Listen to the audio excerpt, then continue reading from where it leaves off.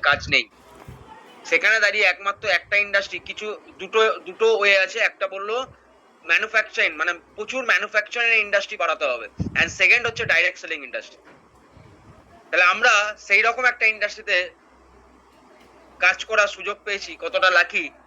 তাহলে আজকে যারা বোঝার তারা বুঝে গেছে, যার বোঝার সে বুঝে গেছে, গভর্নমেন্ট বোঝার বুঝে গেছে, গভর্নমেন্ট গাইডলাইন বার করে দিয়েছে এবং গভর্নমেন্ট এটা বুঝে গেছে আগামী দিনে ইন্ডিয়ার ইকোনমিকে ড্রাইভ করতে চলেছে আজকে এই ইন্ডাস্ট্রি। তাহলে যারা বোঝার তারা বুঝে গেছে, যার বোঝার বুঝেছে। সবাই সবাই বুঝবে না, আর সবাইকে বোঝানো কাজ না, আজকের দিনে দাঁড়িয়ে বোঝানো কাজ না।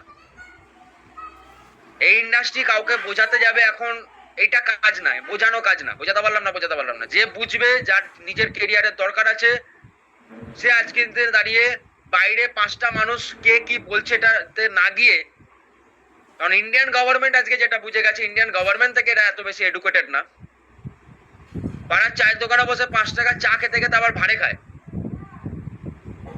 বড় বড় কথা বলে।